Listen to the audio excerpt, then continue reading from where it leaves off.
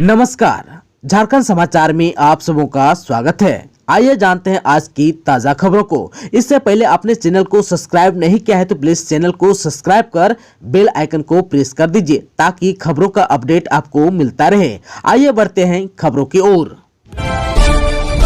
सोहराय पर्व मनाने अपने ननिहाल पहुंचे सीएम हेमंत सोरेन, कहा बंद लिफाफे को बंद ही रहने दें।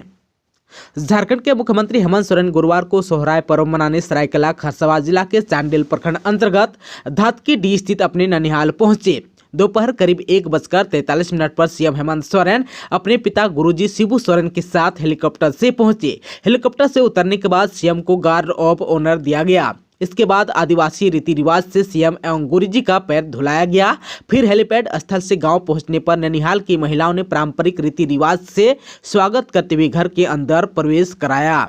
चांडिल स्थित धातकीडीह अपने ननिहाल पहुंचे सीएम हेमंत सोरेन ने बंद लिफाफे को लेकर राज्य की राजनीति पर उन्होंने कहा कि लिफाफे को बंद ही रहने दें, जब खुलेगा तब देखा जाएगा। वैसे झामुमो हर संघर्ष को तैयार है। कहा कि जब तक राज्य की जनता उनके साथ है तो किसी भी लिफाफे की चिंता करने की जरूरत नहीं है। इस दौरान उन्होंने सोहराय और महाछठ पर्व धूमधाम से मनाने की अपील लोगों से की।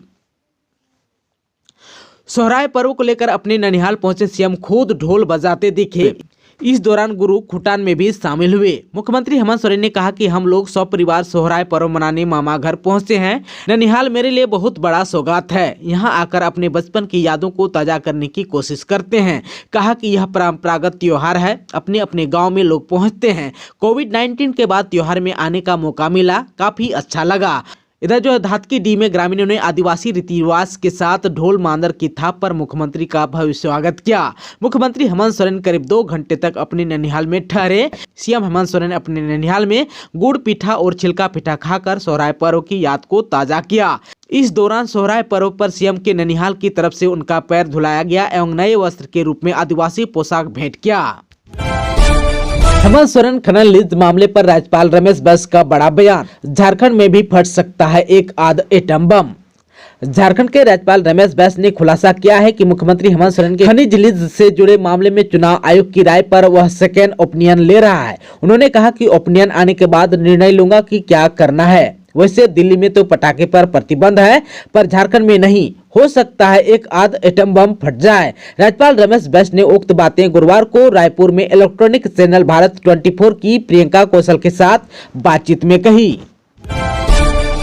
राज्यपाल रमेश बैस को हेमंत की पार्टी ने दी चेतावनी, डिफ्यूज कर देंगे एटम बम।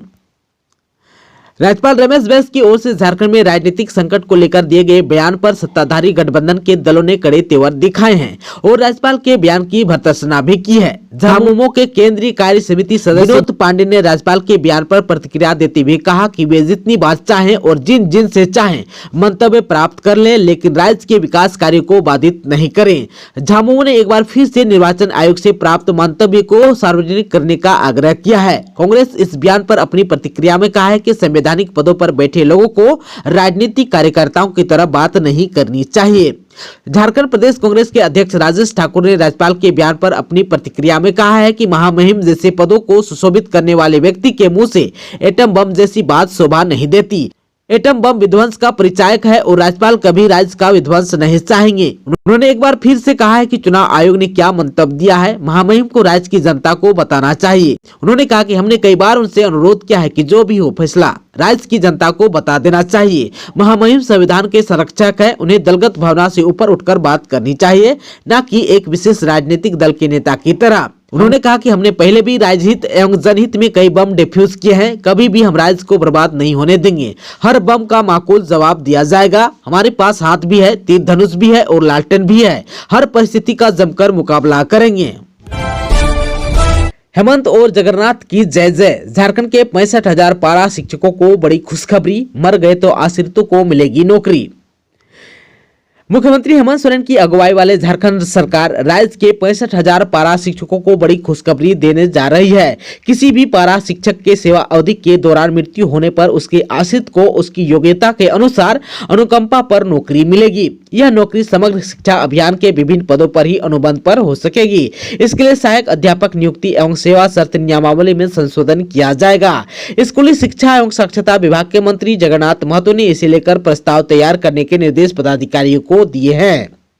वर्तमान नियमावली में प्रावधान है कि पारा शिक्षक की मृत्यु होने पर आश्रित को पारा शिक्षक के पद पर ही अनुकंपा पर नौकरी मिलेगी। इसके लिए उसे पारा शिक्षक की योग्यता रखना अनिवार्य होगा। यह शर्त के कारण पारा शिक्षकों को इसका लाभ नहीं मिल पा रहा था। नियमावली गठित होने के बाद लगभग 50 पारा शिक्षकों का निधन हुआ है, लेकिन शर्त के अनुसार योग्यता नहीं होने के कारण किसी आश्रित को नौकरी नहीं मिल पाई है। इधर जो है नियमावली में संशोधन होने के बाद आश्रित को आवश्यक योग्यता नहीं रहने पर भी किसी दूसरे पद पर भी अनुबंध पर बहाल किया जा सकेगा। हालांकि नियमावली में संशोधन के लिए वित्त विभाग, कार्मिक विभाग, विधि विभाग तथा कैबिनेट की स्वीकृति लेनी होगी। इधर जो है मंत्री ने पारा शिक्षकों को ईपीएफ का लाभ देने का भी प्रस्ताव तैयार करने का निर्देश दिए हैं। दुमका में तेल टैंकर में विस्फोट, 5 यात्री बसों में लगी आग, चालक की हुई मौत। रेल हादसे के ठीक दूसरे दिन झारखंड में पुनः एक भीषण हादसा हुआ। दुमका जिले में गुरुवार को एक तेल टैंकर में भीषण आग लग गई। इसके बाद तेल टैंकर ब्लास्ट कर गया। उसके बाद आसपास खड़ी 5 यात्री बसों में आग लग गई। देखते ही देखते चारों ओर कोहराम मच गया। आप सबको बता दूं सड़क गर्म होने के कारण तेल टैंकर के टायर में पहले आग लगी। इसके बाद टैंकर असंतुलित होकर पलट गया। इसके बाद आग लग गई। कुछ ही मिनट में टैंकर भी ब्लास्ट कर गया। यह हादसा दुमका हसदिया एनएच पर हुआ। आप सबको बता दूं कि जिस जगह यह हादसा हुआ पास में एक लाइन होटल भी था, उसमें भी आग लग गई। इस घटना के बाद बसों में फंसे लोगों को किसी तरह से बाहर निकाल लिया गया। घटना स्थल से आधा किलोमीटर दूर एक शव भी मिला। इसकी शिनाख्त की जा रही है। माना जा रहा है कि विस्फोट के कारण यह शव उड़कर वहां चल गया है। यह शव संभवतः टैंकर चालक का हो सकता है। वैसे अभी इसकी पुष्टि नहीं की गई है। इतना ही नहीं, इस विस्फोट के कारण 11,000 करंट प्रवाहित बिजली भी टूटकर गिर गया। घटना स्थल पर मौजूद लोगों ने बताया कि इस हादसे के बाद एनएच पर दोनों ओर से वाहनों की लंबी कतार लग गई। इस विस्फोट का अंदाजा इस बात से भी लगाया जा सकता है कि इसका मलबा 1 किलोमीटर दूर तक जाकर गिरा। आसपास के कई घरों को भी इससे काफी नुकसान हुआ है। कई घरों में आग लगने की सूचना आ रही है। कई घरों में आग भी लग गई। चारों तरफ हाहाकार मचा हुआ था। इसके बाद बड़ी संख्या में पुलिस और प्रशासनिक अधिकारी मौके पर पहुंच गए। राजस्व कर्मियों की हड़ताल का असर, झारखंड के 28 लाख युवाओं को नहीं बन पाया है आय, जाति और आवासीय प्रमाण पत्र। झारखंड के राजस्व कर्मियों की हड़ताल का असर विद्यार्थियों की आय, जाति और आवासीय प्रमाण पत्र पर व्यापक तौर पर पड़ा है। राज्य भर में 15 दिनों में 5,75,312 नए आवेदन आए हैं, यानी कि इतने आवेदन और पेंडिंग हो गए।